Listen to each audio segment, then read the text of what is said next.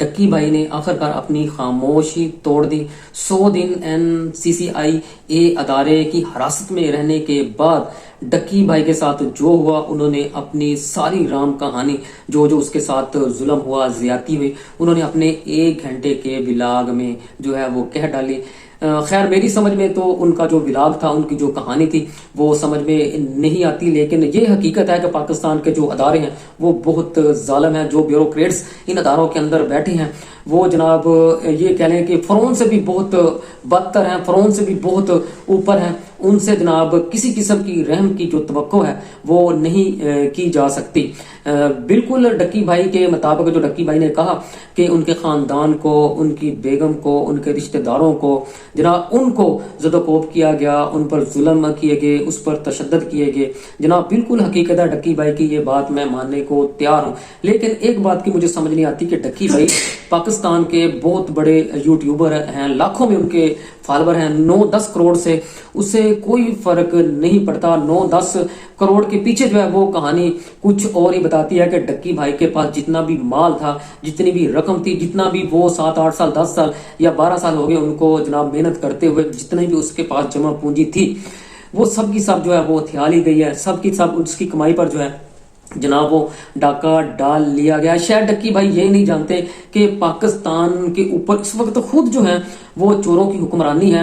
اس وقت پاکستان کے اوپر ایک مافیا مسلط ہے۔ وہ کیسے برداشت کر سکتا ہے کہ ایک عام سا بندہ یوٹیوبر جو ہے وہ جناب کروڑوں روپیہ کما رہا ہے اور پاکستان کی جو عوام ہے اس کے دلوں پر راج کرتا ہے؟ کیوں نہ اس سے جناب جو رقم ہے اس سے نکلوائی جائے۔ یہاں پر کسی کے پاس اگر 10-15 کروڑ روپیہ ہو تو جناب پاکستان کے اداروں کے اندر جو بڑے بڑے مگرمچھ بیٹھے ہیں تو جناب وہ نہیں چھوڑتے۔ تو ڈکی بھائی کی کہانی تو کروڑوں میں تھی، جس کی وجہ سے ڈکی بھائی کو حراست میں لیا گیا اور ڈکی بھائی کے اوپر جو ہے جناب وہ تشدد کیا گیا۔ خیر ڈکی بھائی کے مطابق ڈکی بھائی خود بتاتے ہیں کہ مجھے جناب جس ادارے نے جناب اپنی حراست میں رکھا، مجھ پر ظلم کیا، زیادتی کی، جس طرح مجھ کو مارتے رہے، جس طرح انہوں نے جناب بٹ کیون سے جو ہے وہ میرے 9 کروڑ روپیہ بھی نکالا، اس کے علاوہ بھی میں نے 60 لاکھ روپیے جو ہیں وہ جناب ان اداروں کو دیے ہیں۔ یہ جناب بالکل ڈکی بھائی جو ہیں اس کے بقول جو انہوں نے کہا وہ جناب ساری باتیں جو ہیں وہ میں آپ کو بتا رہا ہوں۔ لیکن ایک بات یہ بھی حقیقت ہے کہ یہ جو ادارہ ہے NCCIA یہ اس کے بس کی بات نہیں، یہ اس کے پیچھے جو کہانی ہے، اس کے پیچھے جو لوگ ہیں وہ اور ہیں۔ آخرکار ڈکی بھائی نے اپنی پریس کانفرنس کے دوران پاکستان کی فوج کا ذکر کیوں کیا، اسد منیر صاحب کا ذکر کیوں کیا، MI کا ذکر کیوں کیا؟ اگر MI کو پتا تھا کہ ڈکی بھائی کے پاس کروڑوں روپیہ ہے تو پھر اس کے ساتھ اتنا بڑا ظلم اور زیادتی کیسی ہوتی رہی؟ اور وہ جو بگ بردر ڈکی بھائی کے ساتھ ملاقات کرنے آتا رہا، اس کے سامنے سارا ظلم اور تشدد ہوتا رہا۔ ڈکی بھائی کو پھر یہ جاننے کے باوجود بھی کہ ڈکی بھائی جو ہے وہ بے گناہ ہے، پھر بھی 100 دن جناب اس کو حراست میں رکھا گیا، اس پر ظلم کے پہاڑ جو ہیں وہ اٹھائے گئے۔ جس طرح جناب پھر ڈکی بھائی کی بیگم کو جو تھا وہ ذلیل کیا گیا، اس کی اماں جی کو ذلیل کیا گیا، اس کے جو والد صاحب تھے جو کینسر کے مریض تھے جناب ان کو جو ہے وہ ذلیل کیا گیا، ان کے اکاؤنٹ جو تھے بلاک کیے گئے، ان کو جناب کوڑی کوڑی کا جو پائی کے لیے کوڑی کوڑی کے لیے ترسایا گیا، ان کے اکاؤنٹ کو بلاک کر کر ان کو زد و کوب کیا گیا اور ان کو پریشان کیا گیا۔ کیا یہ پہلے دن سے جناب جو بگ برادر تھے جب 60 لاکھ روپیہ رشوت بقول ڈکی بھائی کے جب ان کو دیا تھا، یا پھر جو بٹ کوین سے 9 کروڑ روپیہ جناب NCCIA نے نکالا تھا، اس وقت بگ برادر کو نہیں پتا تھا، اس وقت جناب کاروائی نہیں ہو سکتی تھی؟ آخرکار ڈکی بھائی کو 100 دن کے اندر ہی جناب کیوں اس کے ساتھ زیادتی کی گئی، اس کے ساتھ ظلم ہوتا رہا؟ کیا ڈکی بھائی کو واقعی نچوڑ کے نکالا گیا ہے، بالکل کنگال کر کے، بالکل جناب بیکاری بنا کر جیل سے جناب باہر نکالا گیا ہے؟ جو پریس کانفرنس ڈکی بھائی نے کی ہے اس ایسی بالکل پریس کانفرنس پاکستان تحریک انصاف کے جو آپ نے دیکھا جس طرح پاکستان تحریک انصاف کو توڑا گیا، اس کے جو جتنے بھی پارٹی ورکر تھے یا MNA تھے یا MP تھے، ان سے جس طرح کی پریس کانفرنس کروائی گئی تھی، بالکل اسی طرح کی پریس کانفرنس جو ہے جناب ڈکی بھائی سے کروائی گئی ہے۔ ڈکی بھائی کا رونا میری سمجھ میں آتا ہے کہ ڈکی بھائی کے ساتھ جتنی بھی پیسے تھے وہ سب کے سب ہتھیا لیے گئے ہیں، نکلوا لیے گئے ہیں۔ ڈکی بھائی جو اس وقت کچھ بتا رہے ہیں یا کچھ نہیں بتا رہے، اس کے پیچھے جو کہانی ہے وہ کچھ اور ہی بتاتی ہے کہ ڈکی بھائی کا ابھی بھی جو پاسپورٹ وغیرہ ہے، جو اکاؤنٹ وغیرہ ہے، وہ جناب بالکل بلاک کر دیے گئے ہیں۔ ڈکی بھائی डक्की भाई का अगर बात चले तो पाकिस्तान में 1 मिनट के अंदर पाकिस्तान को छोड़ के बाहर भाग जाए।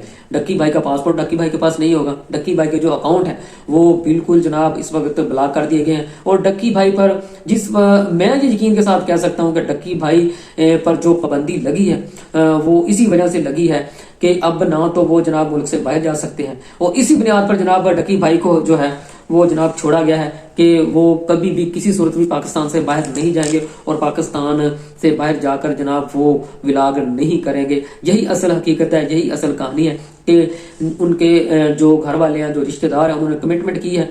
ये कहानी कुछ दिनों के बाद सामने आएगी जरूर कि आखिरकार माजरा क्या है। डक्की भाई ने 1 महीने के बाद जो है वो प्रेस कॉन्फ्रेंस की, क्योंकि जितने भी लोग उनके जो यूट्यूबर हजरात हैं या उनके जो फॉलोअर हैं, उनके रोने से ये उनको एहसास हो गया होगा, उनको पता चल गया होगा कि डक्की भाई के साथ जो सबसे बड़ा जुल्म किया गया, जो सबसे बड़ी ज्यादती की गई है, वो यही है कि उसके पास बेचारे के पास जितनी भी मेहनत से कमाए हुए पैसे थे वो सब के सब ले लिए गए हैं। अभी तक भी डक्की को जनाब बिल्कुल वो वापस नहीं किए गए, उसको कोड़ी कोड़ी से मुहताज कर दिया गया है। बहरहाल जो हमारे यूट्यूबर हजरात हैं व्यू के लिए जितने मुंह उतनी बातें, जितने मर्जी लंबे लंबे जो है वो विलाप करते रहे, लेकिन जो डक्की भाई हैं उसका रोना कुछ और ही बताता है। रोना उसका यही बताता है कि जनाब जो एंड पर उन्होंने चीफ ऑफ आर्मी स्टाफ का नाम लिया, फील्ड मार्शल का नाम लिया कि जो हमारे अदारे हैं उसने मेरी बहुत रहनुमाई की, मेरी बहुत मदद की।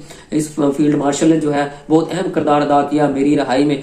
फिर इसके बावजूद 100 दिन उसको जेल के अंदर रखा गया। ये मेरी समझ में नहीं आता, मेरी समझ से बाहर है। अब डक्की भाई के साथ जो दूसरे यूट्यूबर हजरात हैं उनको इस बात का एहसास हो गया होगा कि पाकिस्तान के अंदर जिसके पास 10-15 करोड़ हैं, 50 करोड़ हैं या इससे ऊपर हैं, उसके जो पैसे हैं इस पाकिस्तान के अंदर महफूज नहीं है। अगर उनको अपनी कमाई महफूज रखनी है तो उनको जनाब माफिया का हिस्सा बनना होगा, माफिया के साथ तल्लक बढ़ाने होंगे। अपने जनाब जो नुमाइंदे हैं जो पार्लियामेंट में इस वक्त चोर डाकू जितने भी लुटेरे बैठे हैं, बड़े बड़े मगरमच्छ बैठे हैं, उनसे तल्लक बनाने होंगे। अगर डक्की भाई का किसी के साथ तल्लक ही नहीं था तो फिर जनाब बिग ब्रदर कैसे डक्की तक पहुंचे और कैसे डक्की की मदद की, ये तो डक्की भाई बता सकते हैं, बिग ब्रदर बता सकते हैं। बहरहाल मेरी समझ में नहीं आता, मेरी समझ से बाहर है कि डक्की भाई की असल राम कहानी क्या है।